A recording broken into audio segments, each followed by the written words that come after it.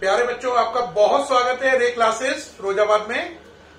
Chapter चल रहा था हमारा एल्कोहल, फिनॉल, ईथर। उसमें एल्कोहल और फिनॉल खत्म हो गया है। अब आज शुरू करेंगे ईथर। ईथर की पहले प्रिपरेशन करेंगे। ईथर की 3 प्रिपरेशन हैं जो आपके कोर्स में हैं, 1 बाय 1 में डील करेंगे। तो टॉपिक है ईथर। ईथर आज हम शुरू करेंगे और पहले उसकी शुरू कर रहे हैं प्रिपरेशन। प्रिपरेशन नंबर 1 जो है वो है बाय ड्राई सिल्वर ऑक्साइड। बेटा सिल्वर ऑक्साइड 2 टाइप का होता है, ड्राई और मॉइस्ट। अगर आप ड्राई सिल्वर ऑक्साइड लें, क्या लें, ड्राई सिल्वर ऑक्साइड, तो उसका फॉर्मूला होता है Ag2O। अगर आप मॉइस्ट सिल्वर ऑक्साइड लें तो उसका फॉर्मूला होता है AgOH। क्या होता है? AgOH ये होता है। तो अभी आपको कौन सा लेना है? ड्राई सिल्वर ऑक्साइड लेना है, Ag2O। तो देखो क्या करेंगे आप, C2H5Cl के 2 मोल ले लो प्लस Ag2O प्लस C2H5Cl, 2 मोल ले लिए इसके। इसको उल्टा करके लिख लो Cl ऐसे साफ नजर आ रहा है। ये Cl, ये Cl और ये 2 Ag, ये 2 AgCl निकल जाएगा। बताओ क्या बचेगा? C2H5O C2H5, ईथर बन जाएगा C2H5O C2H5 प्लस 2 AgCl। तो ईथर बन गया। इसका नाम है इथाइल इथाइल ईथर या di ethyl ether. Ethyl ethyl ether या डाई इथाइल ईथर। नोट करें, ये पहली प्रिपरेशन हो गई इसकी, इथाइल इथाइल ईथर या डाई इथाइल ईथर। ठीक, तो पहला हुआ बाय ड्राई सिल्वर ऑक्साइड। कितनी प्रिपरेशन है मैंने बताई? 3। ये पहली हो गई। अब दूसरा चले, दूसरी है बाय डाईएजोमीथेन। बाय डाईएजोमीथेन दूसरी चले। डाईएजोमीथेन वाली में क्या करते हैं हम लोग प्रिपरेशन सेकंड में? डाईएजोमीथेन लेते हैं। क्या लेते हैं? डाईएजोमीथेन लेते हैं। उसकी रिएक्शन इथाइल अल्कोहल से करते हैं बाय डाईएजोमीथेन। इसका फॉर्मूला होता है CH2N2। इसकी रिएक्शन कराते हैं इथाइल अल्कोहल से, CH3CH2OH प्लस CH2N2। प्रेजेंस रखते हैं HbF4 की। देखो ये H और ये CH2 मिलकर CH3। दोबारा सुनो, अल्कोहल का H और ये CH2 मिलकर मिथाइल बन गया। तो CH3CH2 ये O ये, और ये H और CH2 मिलकर CH3 प्लस N2। इसका नाम है methyl ethyl ether. Methyl ethyl ether, ये आपका ईथर बन गया, मिथाइल इथाइल ईथर। तो ये बन गया डाईएजोमीथेन से, ये डाईएजोमीथेन है CH2N2। HbF4 है, इसका नाम है फ्लोरोबोरिक एसिड। फ्लोरोबोरिक एसिड नाम है इसका। क्या नाम है? Fluoroboric acid. अब चलेंगे नंबर 3। नंबर 3 चलेंगे। नंबर जो 3 है बेटा वो है विलियमसन सिंथेसिस। कौन सा है? Williamson synthesis, last number.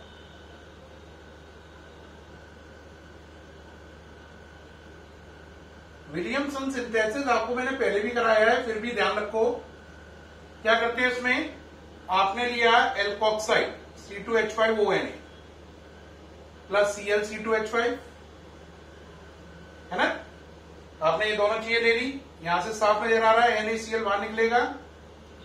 क्या बनेगा? C2H5O C2H5 plus NaCl। ये बन गया आपका। ये विलियमसन सिंथेसिस है। ये प्रेजेंस में होती है ड्राई ईथर के। यहां का बन गया डाई इथाइल ईथर। ये A पार्ट हो गया इसका। B पार्ट चले, आपने लिया CH3ONA ClC2H5, यहां से फिर NaCl निकल गया, ड्राई ईथर लिया, यहां पे अगर आप ये करेंगे तो क्या बनेगा, CH3OC2H5 प्लस NaCl। अगर आप दोनों जगह CH3 कर दें तो क्या होगा, CH3ONa प्लस ClCH3, ये NaCl निकल गया, ड्राई ईथर लिया, CH3OCH3, इसका नाम है डाई इथाइल ईथर, ये सिंपल ईथर है। इसका नाम है मिथाइल इथाइल ईथर, ये मिक्स ईथर है। और ये भी सिंपल ईथर है, di methyl ether, di ethyl, di methyl, methyl ethyl, जिनमें दोनों सेम होते हैं एल्काइल ग्रुप, उसे बोलते हैं सिंपल ईथर। जैसे C2H5OC2H5, CH3OCH3, दोनों ग्रुप सेम हो तो इसे बोलते हैं सिंपल ईथर। और जिसमें दोनों ग्रुप अलग अलग हो उसे बोलते हैं मिक्स ईथर। क्या बोलते हैं, मिक्स ईथर। जैसे CH3OC2H5, दोनों ग्रुप अलग अलग हैं तो इसे बोलेंगे मिक्स ईथर। क्या बोलेंगे, मिक्स ईथर। तो विलियमसन सिंथेसिस से आप सिंपल ईथर भी बना सकते हैं और मिक्स ईथर भी बना सकते हैं। और अगर आपको एरोमेटिक बनाना है, ये ABC पॉइंट हो गए, D और E और देखें इसमें, अगर यहीं पर आप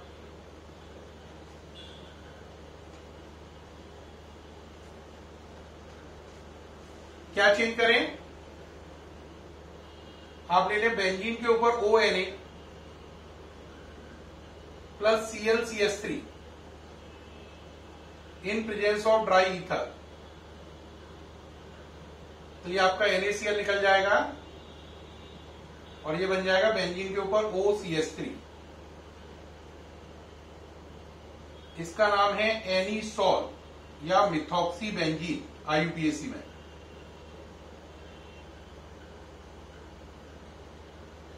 या इसका नाम है मिथाइल फिनाइल ईथर। क्या नाम है एक और, methyl phenyl ether. Famous name है इसका एनीसॉल, ये बन जाएगा। अगर यहीं पर आप Cl की जगह C2H5 कर दें, क्या कर दें, C2H5 कर दें, यानी कि यहां पर E कर लें और यहां पे कर दें बेंजीन के ऊपर ONa प्लस ClC2H5, तो यहां से फिर NaCl निकल जाएगा। ड्राई ईथर की प्रेजेंस में रखनी है रिएक्शन और ये बन जाएगा बेंजीन के ऊपर OC2H5 प्लस NaCl। इसका नाम है इथाइल फिनाइल ईथर या इथॉक्सी बेंजीन या फेनिटॉल। एग्जाम में फेनिटॉल नाम से आएगा, वैसे नाम है इथॉक्सी बेंजीन। या एक और नाम मैंने क्या बताया आपको, एक और नाम है इथाइल फिनाइल ईथर। एक और नाम क्या है, इथाइल फिनाइल ईथर। चाहे तो आप उसको भी लिख सकते हैं ethyl phenyl ether, ethyl phenyl ether, ये नाम होगा इसके। अब यहां पर आपको एक बात ध्यान देने की है, वो क्या है, पहले नोट कर लें जल्दी से, सामने से हट गया हूं, नोट करें जल्दी से। हाँ जी, नोट कर रहे हैं। अब इसमें एक बात ध्यान देने की है, अगर इथाइल फिनाइल ईथर आपको नजर नहीं आ रहा है तो ऊपर लिख सकते हैं। अब आप एक बात जो बहुत काम की है वो क्या है, वो समझिए। आप एक बच्चा लिख के लाता है बेंजीन के ऊपर ONa प्लस CH3Cl या ClCH3 in presence of dry ether, तो मैं प्रोडक्ट बना रहा हूं आपका एनीसॉल। क्या मेरी बात समझ रहे हैं, कहोगे हाँ समझ रहे हैं, इसमें क्या खास बात है, अभी तो आपने बताई है। बिल्कुल साहब आप सही कह रहे हैं, अभी तो बताइए मैंने, तो फिर किस बात के लिए रिपीट कर रहा हूं। अब समझो, अब कोई इसका उल्टा करे, क्या करे, यहां पर क्या कर ले, यहां पर ले ले CH3ONa और यहां पे ले ले क्लोरोबेंजीन, ड्राई ईथर ले ले, और क्या अब क्या होगा, अब उसके दिमाग में होगा ये NaCl निकल जाएगा और ये रिएक्शन बन जाएगी एनिसॉल बन जाएगा। क्या बन जाएगा? एनिसॉल। तो माय डियर फ्रेंड, आप बिल्कुल गलत सोच रहे हैं, यहां पे कोई प्रोडक्ट नहीं बनेगा। No product no reaction. क्यों नहीं होगा ऐसे? क्योंकि ये जो Cl है ये रेजोनेंस में लगा है। ये Cl किसमें लगा है? रेजोनेंस में। तो क्योंकि ये वाला Cl रेजोनेंस में लगा है तो ये नॉन रिप्लेसेबल है। कैसा है? Non replaceable. इसलिए ये रिएक्शन नहीं होगी। तो बेंजीन के ऊपर ONA होगा तो Na हट जाएगा, लेकिन अगर बेंजीन के ऊपर डायरेक्ट Cl लगा है तो ये Cl रेजोनेंस में इन्वॉल्व है, तब NaCl नहीं निकलेगा और एनिसॉल नहीं बनेगा। ये बात ध्यान रखना। इस मेथड से तो बनेगा, इससे नहीं बनेगा। कई बच्चे बोर्ड में ऐसा बनाए आते हैं और कहते हैं अरे इससे क्या अंतर है, क्या ऐसे कर लो ऐसे कर लो, एक ही बात है। तो वो बिल्कुल गधे हैं, स्टूपिड हैं। अगर ऐसा करोगे तो नंबर नहीं मिलेगा, 0 अंडा मिलेगा और एग्जामिनर के दिमाग में इमेज बनेगी ये बच्चा गधा है, इसे रेजोनेंस तक तो आती नहीं है, तो बाकी क्या पेपर सही लिखा होगा। तो इस पर ध्यान दें, इस बात पर। ये बहुत बड़ी मिस्टेक है जो बच्चे करते हैं, आप ना करें। अब बात आई विलियमसन सिंथेसिस की लिमिटेशन। क्या आई? Limitation of Williamson synthesis. तो हेडिंग है लिमिटेशन ऑफ विलियमसन सिंथेसिस। ये फिर आईआईटी के लिए एक्सक्लूसिव है। लिमिटेशन बतानी है आपको किसकी? विलियमसन सिंथेसिस की। किसकी? विलियमसन सिंथेसिस की। आपको क्या बतानी है? लिमिटेशन बतानी है। देखो क्या लिमिटेशन है। अगर आपका हैलोजन टर्शरी कार्बन से जुड़ा है, देखो आप हैलोजन जिस कार्बन से जुड़ा है वो 3 कार्बन से जुड़ा है, तो ये कार्बन कैसा है? टर्शरी। अगर इससे हैलोजन जुड़ा है और आपने लिया मान लीजिए NaOC2H5, तो आपके दिमाग में होगा ड्राई ईथर लेने पर यहां पे ईथर बन जाएगा, NaBr निकल जाएगा और मेरा काम बन जाएगा। आप यही सोच रहे हैं ना कि ये निकलने पर आपका काम बन जाएगा। तो आपने जैसे ही सोचा तो आपके अकॉर्डिंग प्रोडक्ट बन गया CH3C CH3 CH3 OC2H5 plus NaBr। आपने सोचा प्रोडक्ट बनेगा ईथर। हाँ बनेगा, मैं मना नहीं कर रहा हूं, लेकिन ये अनस्टेबल होगा हमेशा और ये कुछ सेकंड के बाद ही ब्रेक हो जाएगा। यहां से जाएगा C2H5O, यहां से H, तो ये बदल जाएगा कुछ सेकंड के बाद ही एल्कीन में और यहां से एल्कोहल बाहर निकल जाएगा। तो उस कंडीशन में प्रोडक्ट एल्कीन बनेगा, ना कि ईथर। जैसा कि आप सोच रहे हो कि ईथर बनेगा, तो आपकी सोच गलत है। ईथर कुछ सेकंड ही रहेगा, फ्यू सेकंड, और फ्यू सेकंड के बाद ये किसमें कन्वर्ट हो जाएगा? एल्कीन में। तो अगर आप हैलोजन ऐसे कार्बन से जोड़ते हो जो टर्शरी है, तो विलियमसन सिंथेसिस करने पर ईथर के स्थान पर एल्कीन बनेगी। दोबारा समझ लो, अगर हैलोजन टर्शरी कार्बन से जुड़ा है और आप विलियमसन सिंथेसिस कर रहे हो, तो ईथर के स्थान पर एल्कीन मेन प्रोडक्ट होगा। तो प्यारे बच्चों, आपने सीखा अगर आप विलियमसन सिंथेसिस में टर्शरी कार्बन से जुड़ा हुआ हैलोजन ले लोगे तो प्रोडक्ट ईथर नहीं बनेगा, एल्कीन बनेगा। ठीक, ये इसकी डिटेल हो गई। यही इसकी लिमिटेशन या कमी है। तो टर्शरी कार्बन से कभी भी हैलोजन जुड़ा हो तो विलियमसन सिंथेसिस में एल्कीन बनता है ईथर के स्थान पर। ये इसकी बहुत बड़ी कमी है। अब चलते हैं, इसके साथ ही ईथर बनाने के तीनों मेथड खत्म हो गए। अब एक बच्चा कहेगा 3 मेथड कौन से थे? पहला था ड्राई सिल्वर ऑक्साइड Ag2O वाला, दूसरा था आपका डाइएजोमीथेन CH2N2 वाला, और तीसरा था विलियमसन सिंथेसिस जिसमें मैंने 5 केस कराए A B C D E, है ना। तो वो 5 केस में एक में C2H5O C2H5 बनाया, एक में मैंने बनाया CH3O C2H5, एक में बनाया CH3O CH3, एक में बनाया एनिसॉल और एक में बनाया फेनीटॉन। फिर विलियमसन सिंथेसिस की आपको लिमिटेशन बताई। अब हम शुरू करेंगे केमिकल प्रॉपर्टीज ऑफ ईथर। तो टॉपिक है chemical properties of ether. Chemical properties of ether. इसमें पहला है रिएक्शन विद O2, ऑक्सीजन के साथ रिएक्शन। इसका दूसरा नाम है फॉर्मेशन ऑफ पेरोक्साइड। परऑक्साइड का बनना। देखो बेटा, रिएक्शन विद O2 या formation of peroxide very important है बोर्ड के लिए, IIT के लिए और नीट के लिए। ध्यान दें, इसमें करते क्या है, आपने लिया डाई इथाइल ईथर, ध्यान से देखना, साथ में ली O2 फ्रॉम एयर। अब देखो होगा क्या, CH3 CHO CH2 CH3। अगर आप ध्यान से देख रहे हो तो मुझे बताओ इन दोनों में क्या अंतर है। आप देखते ही कहोगे सर एक अंतर तो ये है कि आपने बेईमानी करी। मैं कहूंगा क्या, यहाँ पे H कितने थे, 2, यहाँ पे कितना रह गया, एक H कम हो गया। अब ये O2 बची है ना, तो देखो O2 हो गया और एक H जो यहां बचा था वो यहां लगा दिया। तो देखो एक H इसका कम किया और ये O2 को एडजस्ट कर दिया OOH। दोबारा देखो, अगर नहीं समझ में आ पाई, इसमें और इसमें क्या अंतर है, H कम है और यहां पे क्या बची है O2, तो O बॉन्ड O और H, और O में बॉन्ड हो तो इसे बोलते हैं पेरोक्साइड। तो देखो अगर आप जानते हो अगर H2O2 होता, क्या होता, H2O2 होता तो नाम होता हाइड्रोजन पेरोक्साइड। और इसमें क्या है, हाइड्रोजन है, पेरोक्साइड है, लेकिन ये चीज भी है ना, तो इसका नाम यहां पर थोड़ा सा चेंज हो जाएगा, इसका नाम हो जाएगा इथॉक्सी इथाइल हाइड्रोजन पेरोक्साइड। दोबारा चेक करें, ethoxy ethyl hydrogen peroxide, ethoxy ethyl hydrogen peroxide. तो नाम पड़ा इथॉक्सी यानी ये, इथाइल यानी ये, हाइड्रोजन ये, पेरोक्साइड ये, हाइड्रोजन पेरोक्साइड या हाइड्रो पेरोक्साइड। तो ये पेरोक्साइड का फॉर्मेशन हो गया। ठीक, तो ये रिएक्शन नोट करें, पेरोक्साइड बन गया इसमें। हाँ जी, नोट कर रहे हैं जल्दी से, हाँ जी नोट कर लिया,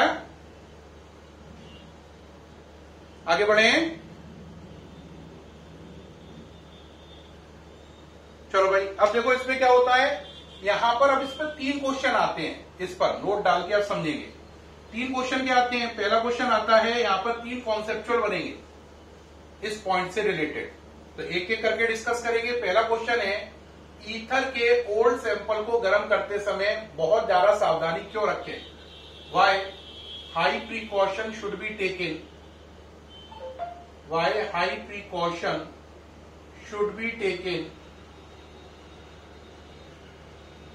during heating of old sample of ether, during heating of old sample of ether, old sample of ether. कह रहा ईथर के पुराने सैंपल को गर्म करते समय बहुत सावधानी रखो। तो इसका कारण क्या है, अगर ईथर का बहुत पुराना सैंपल है ना, तो वो O2 से रिएक्शन कर गया होगा, किससे, O2 से, और अगर वो O2 से रिएक्शन कर जाएगा तो उसके अंदर क्या बन जाएगा, पेरोक्साइड। अगर आपने पुराने सैंपल को गर्म किया जिसके अंदर पेरोक्साइड है तो विस्फोट होगा, तो विस्फोट होने से आपको बहुत नुकसान पहुंच सकता है, आपकी जान जा सकती है। तो हमेशा ईथर के पुराने सैंपल को गर्म करते समय बहुत सावधानी रखने की जरूरत है। क्या बात समझ में आई, अगर ईथर का ओल्ड सैंपल है तो उसके अंदर क्या बन गया होगा, पेरोक्साइड। अगर उसके अंदर पेरोक्साइड बन गया है तो हीट करने पर एक्सप्लोजन होगा, है ना, एक्सीडेंट कॉज हो सकता है। इसलिए ईथर के पुराने सैंपल को बहुत सावधानी से गर्म करो, क्योंकि अगर उसमें पेरोक्साइड बन चुका है तो आपके लिए बेहद खतरनाक है, आपकी जान भी जा सकती है। अब मन में क्वेश्चन आता है, सर पेरोक्साइड क्यों बना होगा, क्योंकि ईथर का सैंपल है और हवा में क्या है, O2, तो O2 से रिएक्शन करके वो पेरोक्साइड में कन्वर्ट हो गया होगा, जैसे अभी मैंने रिएक्शन करी थी, है ना, प्रोडक्ट बना के दिखाया था, क्या, इथॉक्सी इथाइल हाइड्रोजन पेरोक्साइड। तो यहां पे आंसर क्या आएगा, old sample of ether react with, बोलो किससे रिएक्ट करेगा, react with O2 of air to form peroxide, to form क्या, peroxide. On heating this sample explosion can occur, विस्फोट हो सकता है। explosion can occur. So high precaution should be taken. So high precaution, precaution की हिंदी सावधानी, should be taken का मतलब लेनी चाहिए, should be taken during heating of old sample, during heating of old sample of ether, during heating of old sample of ether. ये हो गया. Note करें, सामने से हटा हुआ हूं. आप पे 15 सेकंड का टाइम है नोट करने के लिए, जल्दी से करें. ठीक है,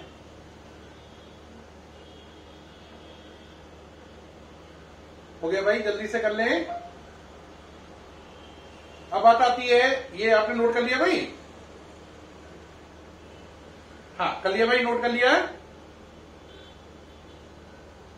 अब देखो बेटा, अब बात आई, अगर ओल्ड सैंपल में पेरोक्साइड बन चुका है तो बहुत खतरनाक है, आपकी जान भी जा सकती है. तो फिर क्या करें, हैं कैसे बचे इससे? तो अगर ओल्ड सैंपल है और आपको उसमें से पेरोक्साइड हटाना है, क्या हटाना है? पेरोक्साइड. तो कैसे हटाए पेरोक्साइड जिससे उसे गर्म करने पर एक्सीडेंट ना हो, आदमी मरे नहीं? तो क्वेश्चन है next, how can you remove the presence of peroxide,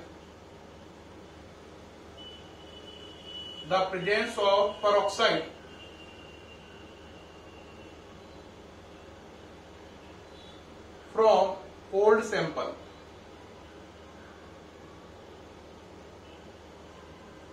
आप पेरोक्साइड कैसे हटाओगे ओल्ड सैंपल में से, है ना? तो पहली बात है, पेरोक्साइड कैसे हटाओगे?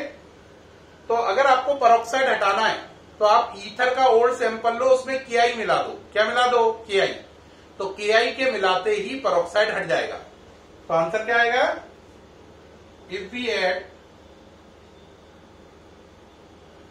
KI solution in old sample of ether, then peroxide is removed. तो पेरोक्साइड क्या कर रहा था? एक्सीडेंट. उसको हटाने के लिए उसमें क्या मिला दो? KI. झंझट ही खत्म हो गया. तो अगर आप KI मिला दो तो आपकी प्रॉब्लम खत्म हो गई, सारा झंझट खत्म हो गया. नोट करें, सामने से हट गया हूं. क्या मिलाना है? KI. क्या मिलाना है? KI.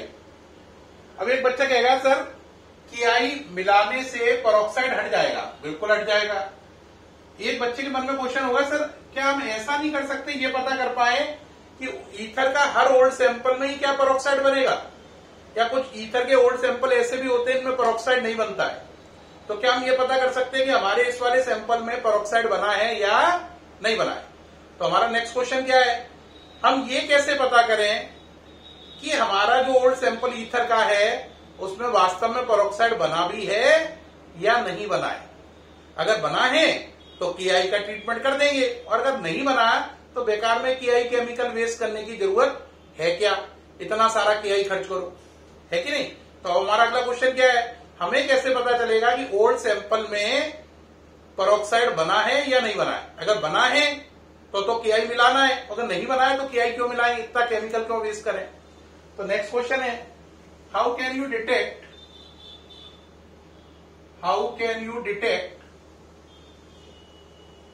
The presence of peroxide? How can you detect the presence of peroxide in old sample of ether? इसके लिए आपको कोई खास ज्यादा काम नहीं करना है. आपको ईथर का सैंपल लेना है, उसमें पहले FeSO4 मिलाना है. क्या मिलाना है? FeSO4. क्या मिलाना है? FeSO4 मिलाना है, जो कि फ्रेशली प्रिपेयर्ड हो, यानी अभी अभी बनाया गया हो, ताजा हो. जब FeSO4 मिला दो तो फिर इसके बाद फिर आपको मिलाना है KCNS, पोटेशियम थायोसायानेट. KCNS मिलाओ. जैसे मिलाओगे, अगर ब्लड रेड कलर आ गया, क्या आ गया? ब्लड रेड कलर आ गया. तो अगर ब्लड रेड कलर आ गया तो इसका मतलब ईथर के सैंपल में पेरोक्साइड है. Blood red colour means peroxide is present. peroxide is present, so it should be treated with Ki. So it should be, या it must be treated with Ki. तो इसे Ki से treat करना चाहिए. ठीक, it should be treated with क्या, Ki. तो देखो आप ईथर का ओल्ड सैंपल ले लो, उसमें क्या मिलाओ, ताजा बना FeSO4 फिर KCNS. अगर ऐसे करने पे लाल रंग आ गया, ब्लड रेड कलर, तो इसका मतलब उसके अंदर पेरोक्साइड है और Ki मिलाओ. अगर रेड कलर ही नहीं आया तो टेंशन मत करो, पेरोक्साइड बना ही नहीं है, आप डायरेक्ट ट्रीट कर लो, कोई एक्सीडेंट होगा नहीं. ठीक है. अब जो ये रेड कलर आता है, ये आता है आयरन का, आयरन थायोसाइनेट का, आयरन थायोसाइनेट का रेड कलर आता है, जो यहां पर ये रेड कलर आ रहा है. ठीक है. तो इस तरीके से हमने देखा कि ईथर ऑक्सीजन से रिएक्शन करके पेरोक्साइड बनाते हैं. फिर हमने उस पर 3 क्वेश्चन किए. पहला, पेरोक्साइड वाले सैंपल को गर्म करना क्यों हानिकारक है. दूसरा, पेरोक्साइड कैसे हटाएंगे. तीसरा, ये कैसा पता करेंगे कि हमारे सैंपल में असली में पेरोक्साइड बना भी है या नहीं बना, हम बेकारी में परेशान हो रहे हैं. ठीक है बच्चों. इसके साथ ही ईथर में पहला कंप्लीट हो गया रिएक्शन विद O2. इसके बाद की जो आगे की रिएक्शन है वो नेक्स्ट वीडियो में आएंगी. तब तक के लिए बाय.